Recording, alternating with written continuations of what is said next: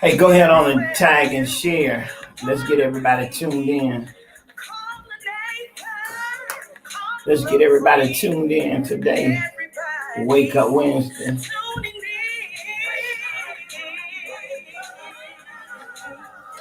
Go ahead on tag, share. I want to say good afternoon to you.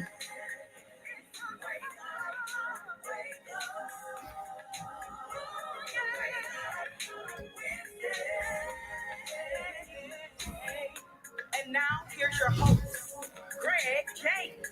Want to say good afternoon and once again, welcome to, that's right, Greg James Community Show right here on 95.3. Hallelujah. Want to tell you today that we still believe God no matter what it looks like, no matter what it feels like, no matter what we see in and around our communities.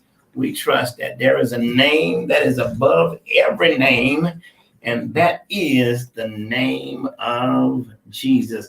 I want you to go ahead on those of you who are on our Facebook page, our other social media platforms, go ahead on and tag, share.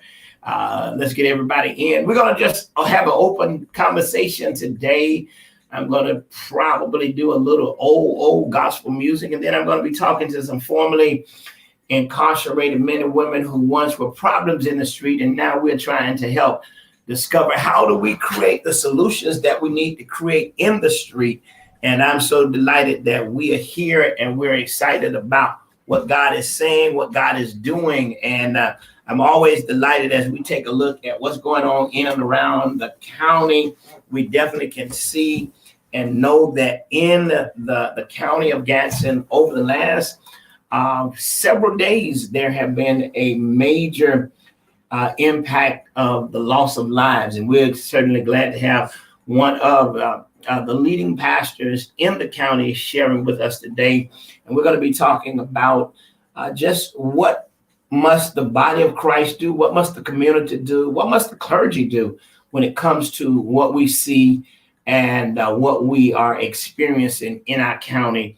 And not only in our county, but in the surrounding areas. So if you want to have a conversation with us, you know the number 850-671-1450. We're going to be talking to some formerly incarcerated men and women that were part of the street problem, but now through the transformation of their own personal lives, they are now willing and they're now giving back. And one of the things that I think is so important is that when we see problems, that we recognize that we must become solution driven to make sure that we can do something about it. So it's fentanyl that is really mixed with some other drugs in the city of Quincy, Havana, in the county of Gadsden. So joining me here this afternoon is none other than the bishop himself, Bishop Ty. How are you, sir? I am extremely well. Thankful to be here. Well, man, listen, I'm always delighted to have you here. And, you are definitely a community pastor. Your work reaches beyond the walls of the building. And when we look at the community of Gadsden, you once served as a school board member, pastor. When we look at some of the issues that we're seeing to now find ourselves dealing with a drug problem that is causing people to overdose, and many family members have lost loved ones. I mean, what do you sense? What do you feel? I mean, what's happening? Well, very good. It's a very good question to ask. What we're finding is, of course, everyone sees the results. These are results. The results are those of a failed system. All right. These are results of a failed system. As a school board member, I ran with the slogan solution driven. Okay. You know? Okay. And so the easy answer for the house of prayer has been, or for the church has been, let's pray. Right. Yeah, that's the easy answer. But the reality is, I want to talk about the hard answer. After you pray, all right, we should be receiving instructions from heaven, from God, as to what to do.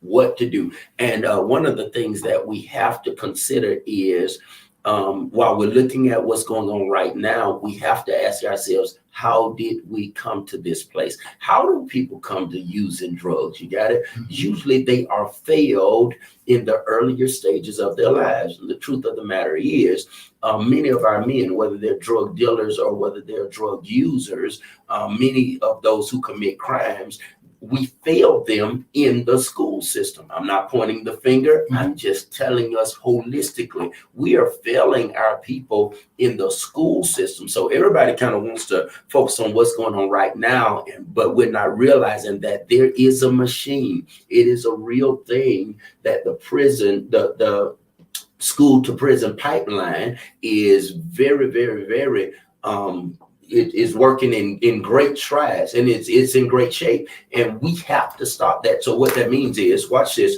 when a parent sees little Johnny, and little Johnny comes home and they did good on their paperwork in pre-K. They drew a house or drew I love mommy, and we give them a high five and we celebrate them. But then it turns around, and then our state government requires that there are learning gains and there are all these things, and all of a sudden little Johnny or little Susie stop performing at the desired requirements. Then so often that's the first step of where we start failing our children. That's where drugs start.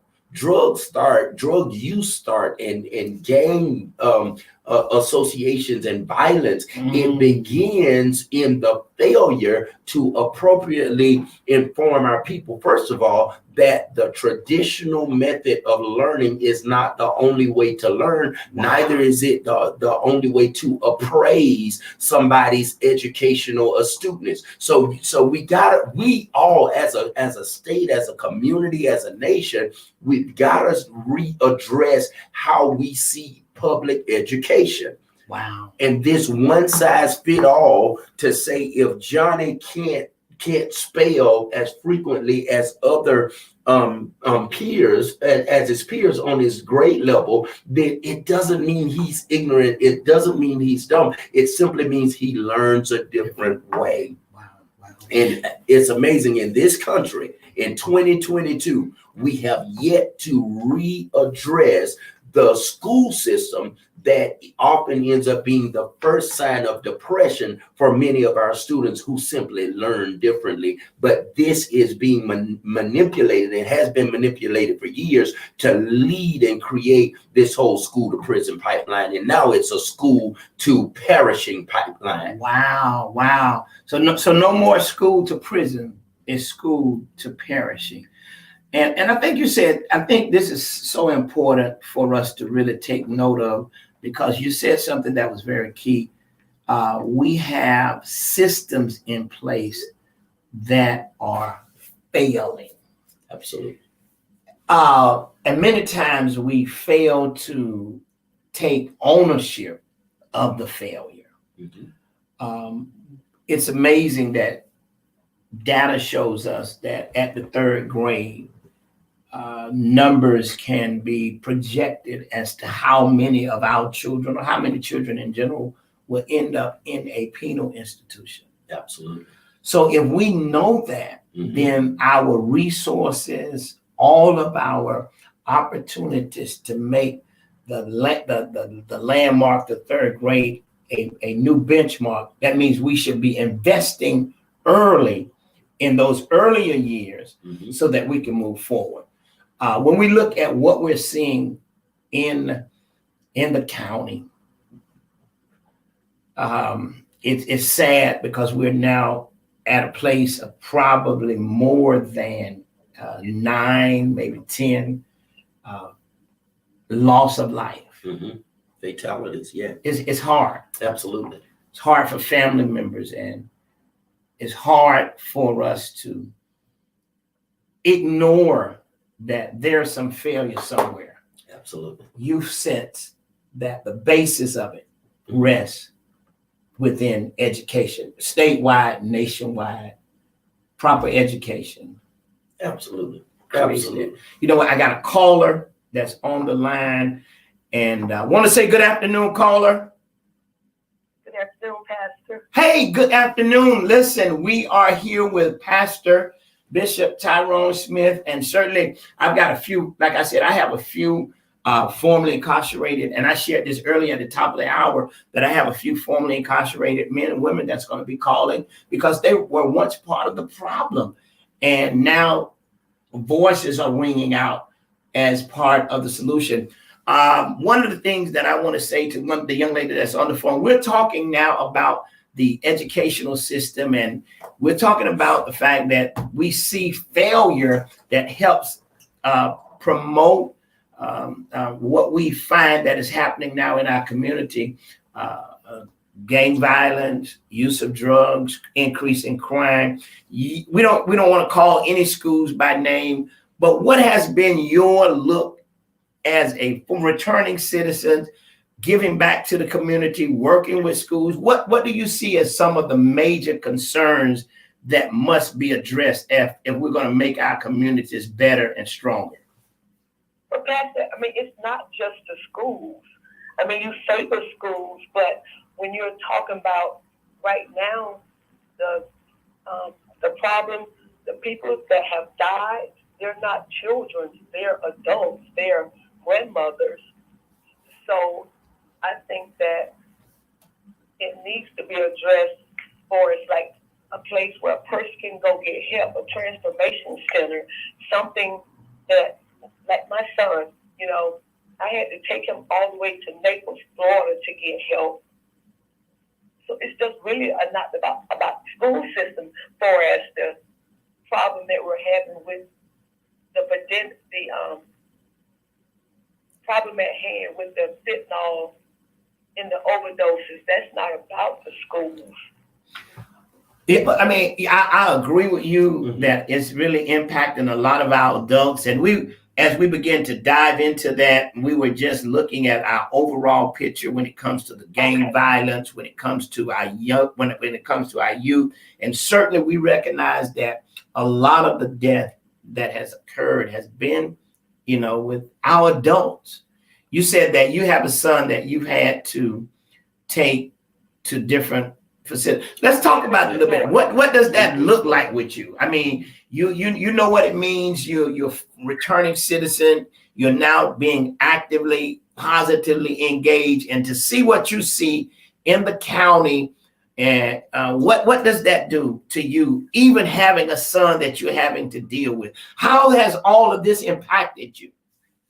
First of all, because I'm from Quincy, having to drive all the way to Naples, Florida, I reached out to this village. I reached out to other facilities, and they didn't have any help for me, and when I reached out to other facilities, he didn't have the insurance, which cost about $20,000. So for me, it was really kind of disappointed. And not to change subject, but for the school system, with my granddaughters going to school, there's no resources like the fighting, the crimes, the violence. They don't even have resource officers at the school. So if something takes place, they got to call for help. It's a lot of issues that needs to be addressed for us. The school system, the drug use. It's a lot. Go ahead, Doc. And let me say this to the caller. You're definitely right.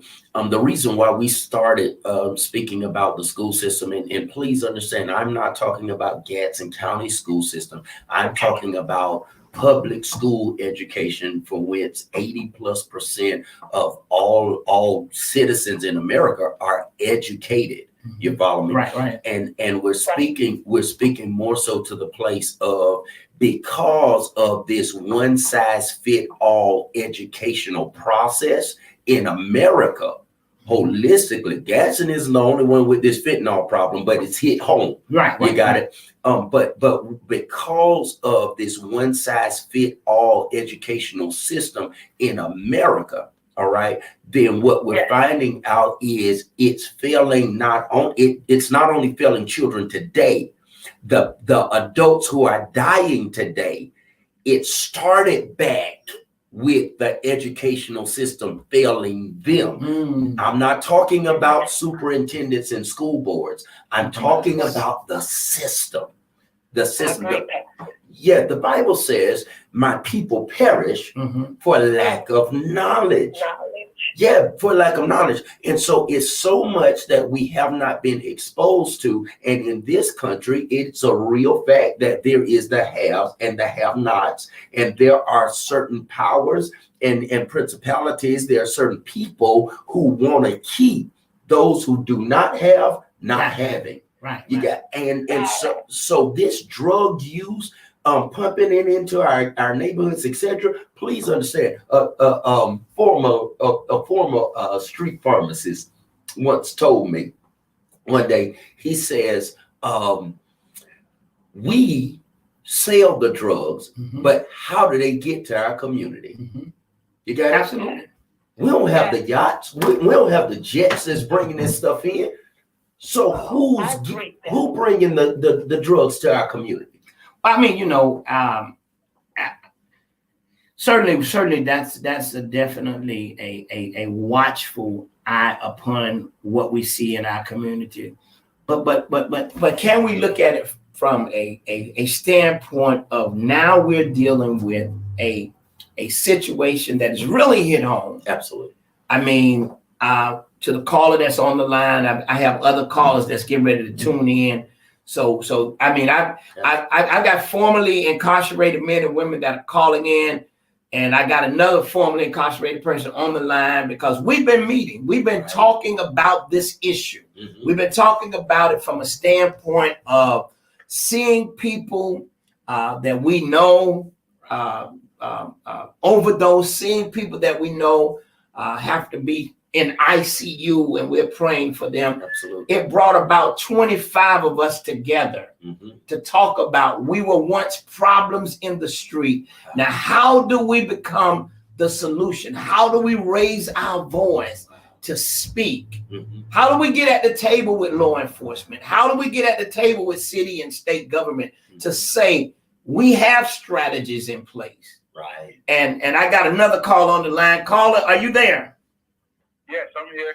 So if you want to chime in, we're just talking about, I got two lines filled. I got Pastor Bishop Ty with me. And we're just talking about what we've experienced and some of the conversations that we've had on our conference calls among ourselves. We're not graduates from Florida State. We're not graduates from Howard. We're not in fraternities or sorority, but we do have a fraternity that all of us can attest to the fact that we've been through what we've been through, and we learned what we've learned. And it has given us some insight on what we're seeing. And we decided that we just can't sit idly by.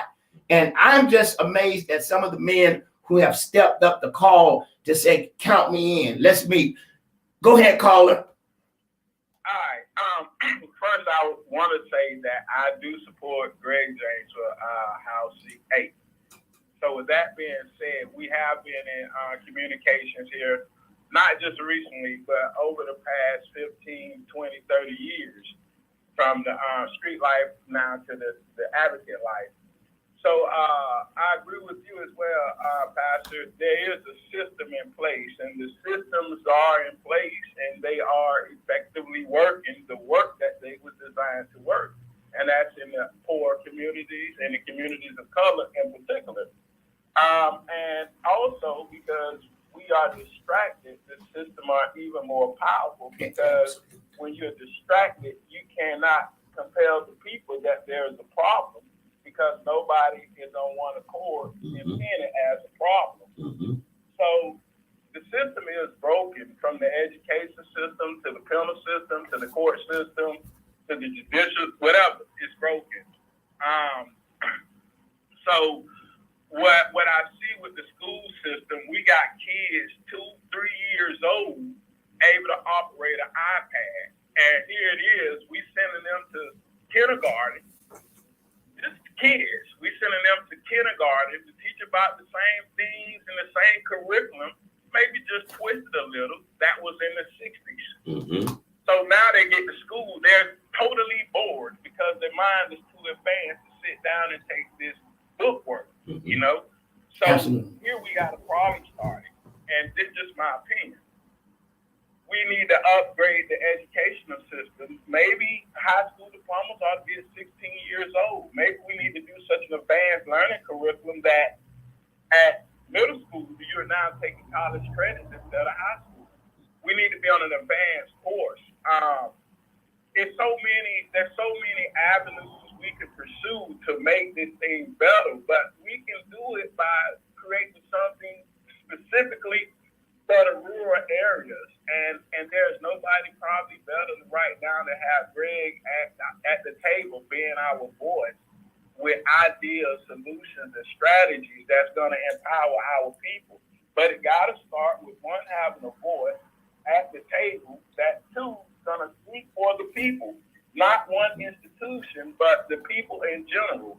Three, when we get that person at the table and we come together, we have to use our institution as our cornerstone when we can receive funds on how to implement the funds.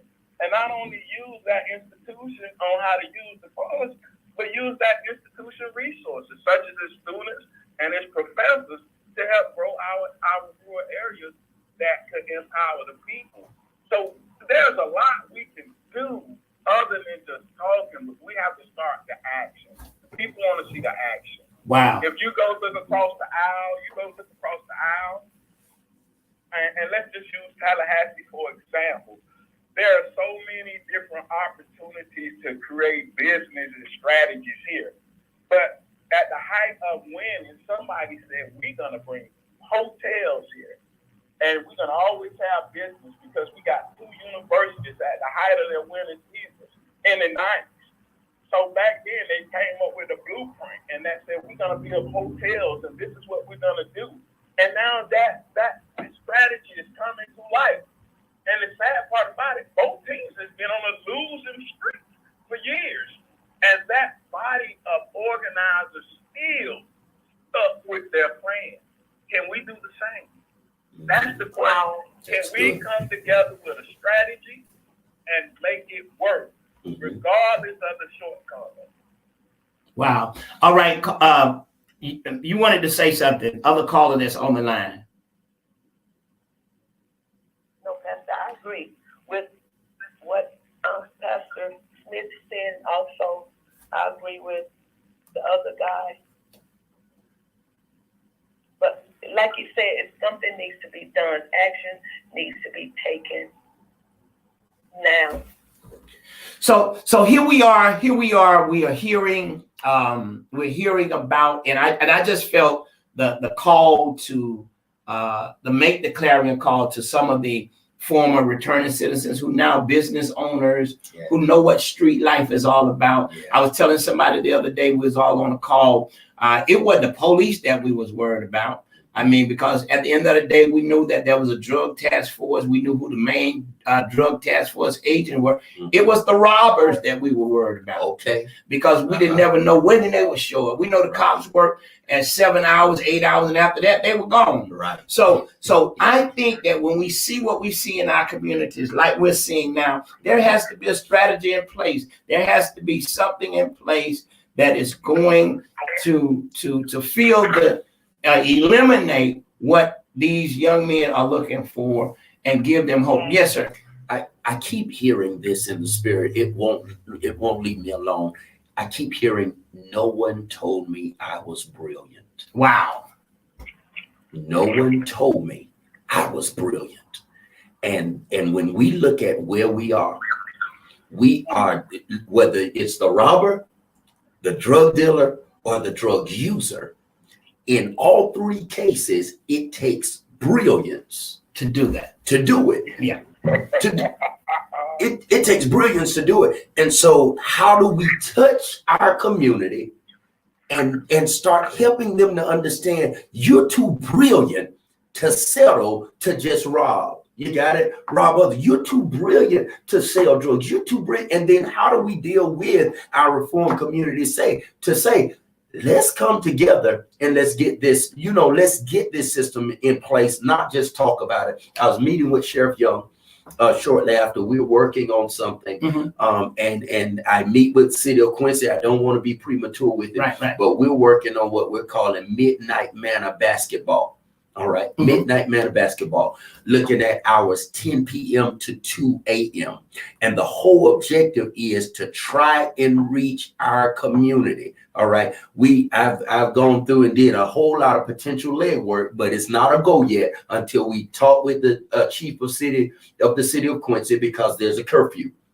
So we need him to work with us along with the newly elected city manager. Right. But so far, commissioners, the sheriff, everyone's on board. All right. We're working on the county administrator as well. Everyone's on board, and we're trying to get everything from food vendors out to DJs out, talk to some DJs, they're ready, to barbers out, and everybody's meeting up 10 p.m. to 2 a.m. on Thursdays, Fridays, and Saturdays. Wow. At the Rec. All right. Wow. And we're doing it all to say, along with empowerment, people like yourself, to say, how can we touch our community and give them an opportunity to find out they're really brilliant, all right, but they are also the product of a failed system. Wow. I mean, and a lot of times we don't want to address that failed system. I was talking with a mother who has lost a loved one, a young son. Absolutely. And one of the things that was brought to my attention was that the young man was brilliant. And because of his brilliancy, once work is done, he finds himself in a behavior pattern that does not rest well, but yet is still in the midst of crying out for help.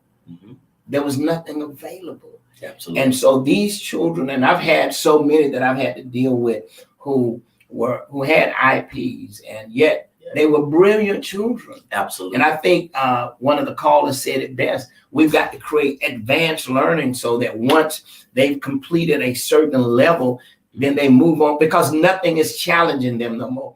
But one of the things that I want to commend you for is taking action to figure out what can we do to bring people together. And the Midnight Manna Basketball, it's happening on a national level. Wow. It's happening in Atlanta. One of my formerly incarcerated brothers, Ricky Brown, has partnered with the mayor of Atlanta, and that's what they're doing now. They're bringing celebrities out. Amazing. So it's happening. Wow. And it's going to take out of the box thinking. That's it. To give the kind of creativity that's needed to these young minds. Lamonte, I want to ask you something, because you said something when we looked and talked about the problem with fentanyl, when we talked about what we saw was going on in the community. You made a very good point about the fact that rural areas need so much. And as formerly incarcerated young man, now went on to college, now back in the community advocating.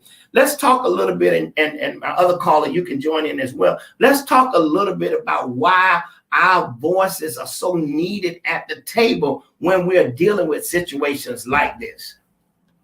Well, we understand it from an advantage of being in that position. We understand the highs and the lows. Most of us have went through the thought process 1,000 times of how to do this better, what I could have done better, what my life would have been like better, or how I could have got, we played a lot of different scenarios. And for us that have made a conscious decision to live fruitful and to give back, we try to come back and share.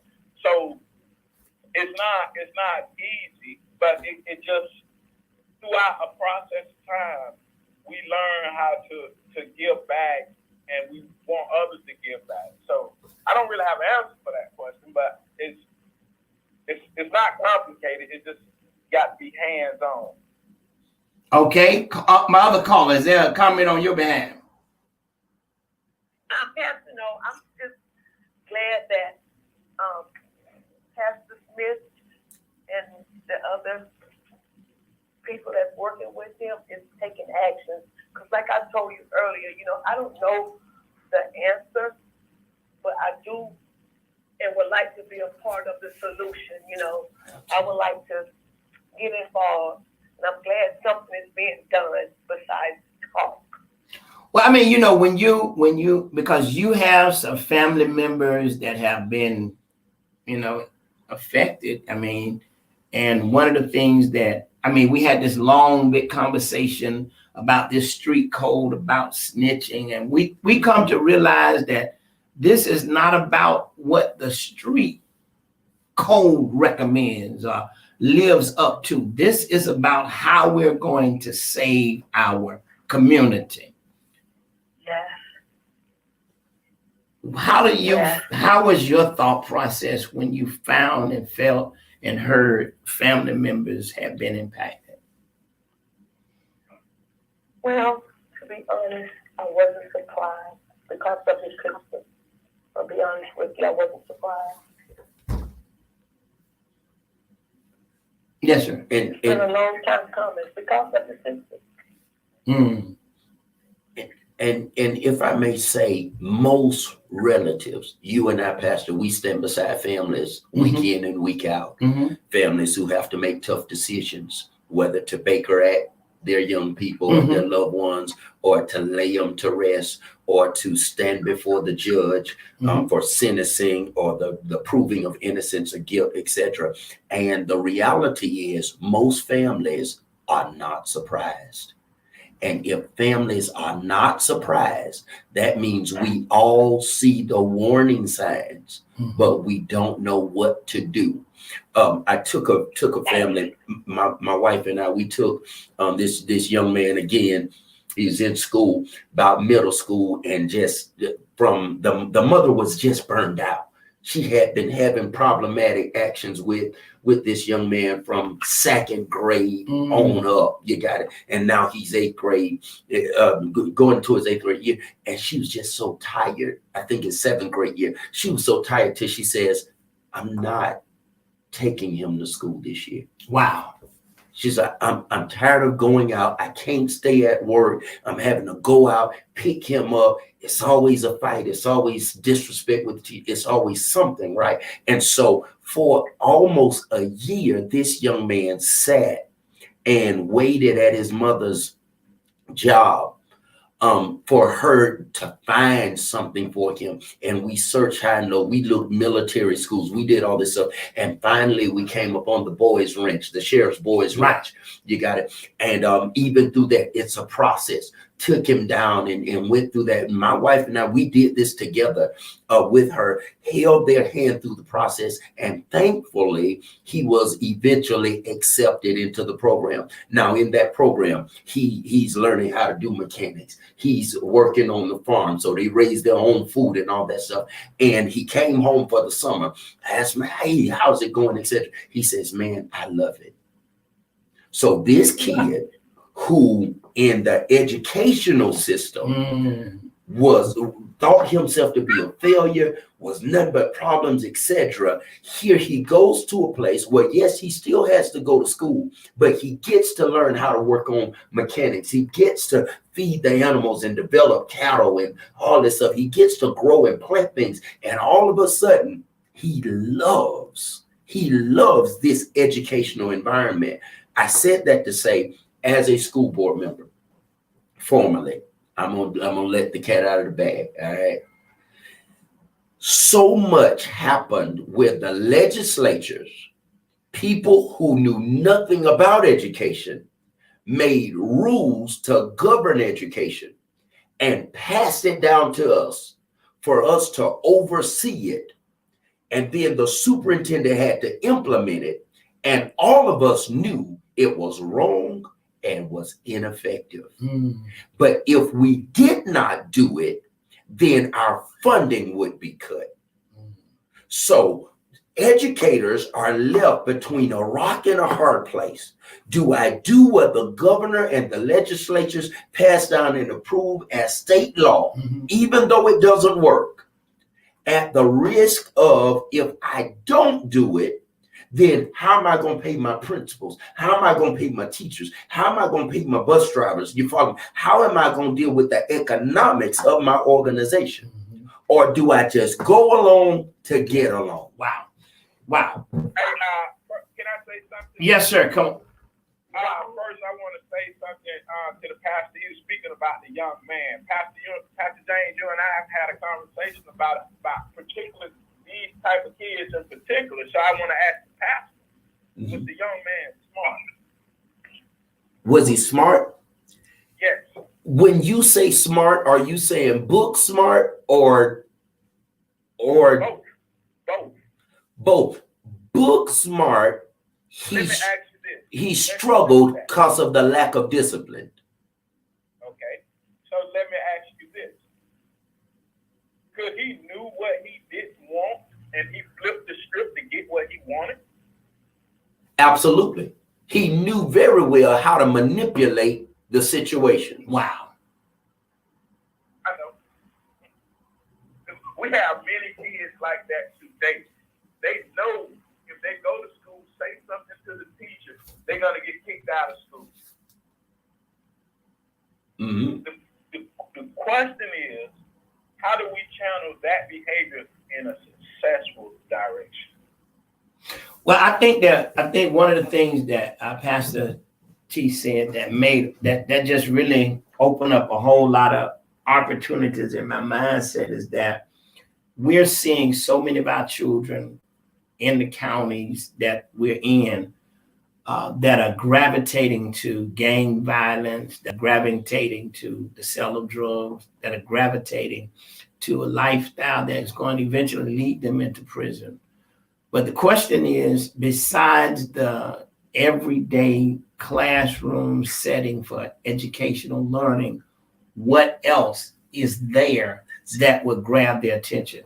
I look at a lot of kids who want to be, they feel like they're going to be the next booming rapper. They feel like, they're going to make it big like Kanye West or P. Diddy. But yet there's so much that goes into that. So if that's where we're going to have to grab them from and say, okay, if you feel like this is your career path, let's look at the backside of it. That's it. That means you got to understand how to read. That means you got to understand how to count. You got to understand the basic fundamentals to manage the millions that you're going to get. So now let's start coming to put you in a place to read whereby you know what your contract says and show them. So I think that the opportunities are great before us. The question is, how creative do we want to be in order to make these opportunities a reality? In my opinion, I think it's somewhere in the Bible where he say, I became all things for all people. And the thing about it, when I was young and I was in the streets, the key thing for me was I was accepted. Could you talk a little louder so I can hear you? I was unhealthy. I was accepted. I didn't go home. I was accepted. I was breaking the law. I was accepted. So if we can accept people where they are at, regardless of what they're doing or how they feel about themselves, we can just accept them where they at.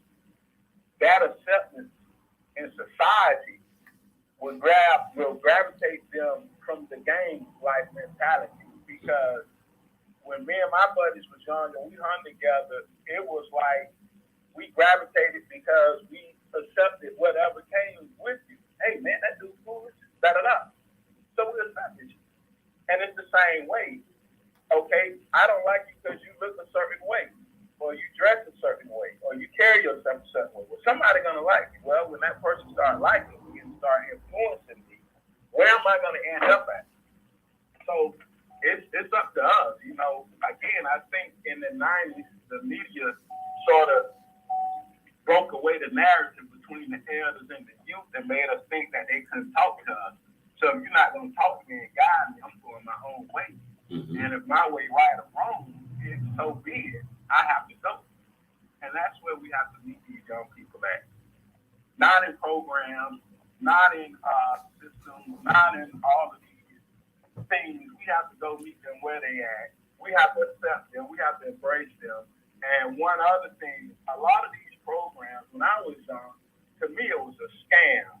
You come in, they get all your information, get your social security number, and now they get a check after you done been there for so many darn periods of time when they got to do a roll call to make sure you enrolled. And after that, you just fall through the cracks. And life is the same way. So when we come into these folks, we got to be ready to take their life to the next level, or we gonna put them back in homeostasis. Well, I mean, and hearing that, it brings me to this point because I feel like the church plays a vital role in reshaping our community now. And I really want us to really hone in on the next 7 minutes that I have left. I want us to give some real serious dialogue to what we're seeing happening now. We've seen the sheriff do a news conference. We've just heard today that the city office in Quincy did a news conference. We have a serious situation at hand, and I understand that, you know, lives are still being transported to medical facilities. What must be said and done to bring a resolve? How? I mean, we've had some in-depth conversations among ourselves from the church standpoint. Right. I want to hear your thought process. I'm okay. So I'm gonna give a little preeminence here. Okay. Before I say this, I mean this in the greatest sense of love for the body of Christ and the church. Mm-hmm. Okay, in the greatest sense of love. First thing we got to deal with the church is there must be accountability, not only on the church itself, but also on the parishioners of the church. We talk about the church, but in reality, do we know how many people actually attend the different churches? Who's attending them, and why are they really attending them, and what is the institution of the church? I want to say that the institution of the church has vastly changed from what it once was. All right, the church is supposed to be that secondary educational institution for the community. Mm-hmm. It's supposed to be that place of acceptance that my dear brother is sharing about. But in many churches, truth be told, you know, we're all on live now. You can go to 20 services a Sunday now online with Facebook and YouTube and all these things. And when you listen to the teachings or the preachings of the church, have we strayed away from that is healthy for the community? Mm-hmm. Are we actually teaching practical and releasing practical information, but also application? Are we requiring any application of the information that's being released at the church? If I cannot adequately receive information that I can go back to my family, back to my household, back to my career and apply and see the benefit thereof, then I really shouldn't be attending your church. Wow. Now, you said a mouthful, right? And you know, I'm driving down the road and I'm really excited when I hear that, right? Because you know what came to mind? The church doing what the church is supposed to do. Okay. I don't go to church every Sunday, but when you go by a church, you can see in the parking lot, or you can see the members going in. They looking nice. They got nice cars in the parking lot. You know, the church folks are doing. They are advancing the way the Lord said, "If you follow me, you shall advance." Mm-hmm. There's no mistake about that. When you from the street light, even when I used to be on the corner every Sunday, I see the people's lives changing and doing better. It may not be overnight, but through a process, the lives are better. So the church is working. The church is definitely working. The parishes, if they up to Yep. When they walk in dark places and they go to smiling and talking, the people see the light. So the church is doing what the church is supposed to do inside the church. Did you say inside the church? Inside the church. Right. Inside the church. Inside the church. Okay, give me part two then. Inside the church. Give me part two. Huh? Is there a part two? Is there an outside? There's definitely an outside, and I can elaborate on the outside for hours. But, you know, we have had a pandemic, so things have changed a lot drastically on how you can do it and the effectively outreach. But it's the role of the church to build the government, to go out on the highways and the byways and compel the people.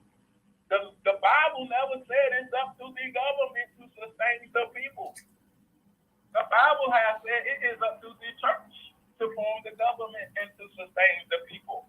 It is up to the people of God to fulfill his will to protect the people of God. Go ahead. So let me chime in on that, because you're right on time. And I want to advocate that what this brother just pointed out is the reason why the church is not doing as great as it could do in the communities. Watch this right here. Do people still have a reason to come to church like in the pre-70s? When the truth is the government has taken away the church's ability to really be a blessing to the needy, because the government is doing it instead. See, there was a day where grandma had those 11 children, and she was going to bring them to church, and she was going to keep them in church for a number of reasons. There was mentorship there with the church, because deacon so-and-so, you back in the Baptist church, when you joined the church or you got saved, you had to pick a deacon. You got it. And that deacon checked on you and saw you every Sunday and made sure you stayed in line. There was mentorship there. Then grandma and them were going to keep them children in the church and keep the family in the church, because it was that togetherness. It was oneness. It was all of these benefits. And just in case, watch this, a lot of families didn't have insurance policies. They couldn't afford insurance, but the church, the body of the church, served as that insurance policy, meaning they were willing to help you, served as that savings account. They were willing to help you. But now we have a government that says, I'll put you in the house, baby mama, just long as you don't stay with baby daddy. You got it? I'll provide this for you. So now, does baby mama need to come to the church and believe God and apply any principles for housing? We used to be able to preach. He'll clothe you when you're naked. He'll house you when you're homeless. But now the government has assumed the very things that God has desired to do for his people. Wow. And I'm sitting here and I heard you say something that really just opened up a vast idea of thoughts when you talked about baby mama. We'll house you, we'll feed you, we'll give you extra income as long as you keep baby daddy away. That's it. And if baby daddy is coming out of prison, baby daddy cannot and will not survive under all of the rules and regulations that are being placed. So we have a major responsibility to one another, and that is to bring back. I used to say the village has gone vicious, and we got to bring the village back, but we got to bring the nation back up under God. And I just feel and believe today, I want to thank both of my callers for calling. I had several callers that was going to come in, but I'm grateful for you all staying on the line, because I think this is an hour whereby we all have to be able to see the need and see how can we meet the needs that we're dealing with. And I think you said it best. When we look at the church of old, it was the place that really brought the community in a place of unity. But now there's great division. And because there's great division, the world has become chaotic. Our communities have become in chaos. And the church is really quiet now. I mean, and I don't want to labor on this, but it is in our faces. Mhm. And I think both of my callers can give their last thoughts on this as we bring this broadcast to a close. We have decided that we can't be silent anymore just because we went through something in our past, and we can't let our past stop us from having a voice in the present, because the problems that we see in the present are probably some of the problems that we created with the past. So caller number one, in the final words, what would you say that is so important for you as you move forward to help bring about solutions to some of the problems? Well, I look at it like this, you know, we all have ideas and insights on what we can do to make things better. And here it is, in 1 hour, 4 people, we just came up with a solution. The guy don't even know it. Pastor said the church used to do. Well, the churches need to get together and figure out how they need to implement one big strategy where the church is the domain in this area instead of the government. But the only problem I see to that is somebody gonna want to be the head. And there should be a head in a body, you know, when we're trying to all go one direction, and that's to prosper in health and wealth and those of our loved ones. So I think men and us men, and I don't even worry about if we've been convicted or we from the world or whatever, because even some of those folks who hadn't been out in the world have great ideas. We need to trust our ideas and act on them and not let them go wayside, because each one of us each day have an absence of what's going on around us that day, but it seems stupid because it's so simple. We're not acting on it. Wow. Let's all tonight put these little simple ideas into action and create an environment that the world will want to come to visit, because what we're doing in this area, they can see working in their area. Wow.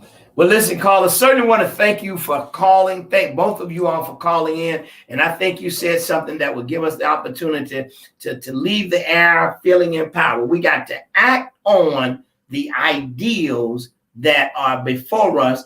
And everybody cannot be the leader, but everybody can have a hand in making the community and reshaping it back to what it once was. Bishop Ty, man, I want to thank you so much. Closing words to those who are listening.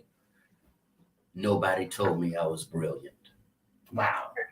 I think it all starts with us appraising and appreciating one another to say, Dr. Greg James, your life is a life of brilliance, and I respect and honor and appreciate it. And I want to put my brilliance with your brilliance, and our brilliance with the people on the phone line brilliance, and our brilliance with the listeners' brilliance. And let us come together. Let us not leave this conversation on the tables of having spoken it, but let us come together and start strategizing. So I want to keep you updated so you can keep your listeners updated. Absolutely. I have a 4 o'clock with the city manager today on that Midnight Manna basketball. And if we can get that going, we want to at least have this as a starting point. You got it. And hopefully an annual and continually yearly thing that we can do to start bringing our community and touching people on all levels. Wow. Well, listen, I want to thank you so much. I know your schedule is extremely busy, but thank you for squeezing time in here just to have a conversation on the Greg James Community Show, Wake Up Wednesday. Hey, listen, put your brilliancy to work and begin to tell somebody else how brilliant they are. All of us have a level of it, and it plays a major part in making our world a better place. Until next week, listen, I want you to walk in the favor of God. And remember, you are brilliant. This has been Greg James, and it's been the Greg James Community Show. And you be blessed. See you Sunday morning, Life Church International. It's our in-person worship experience, and I look to see you then. Greg James, keep working.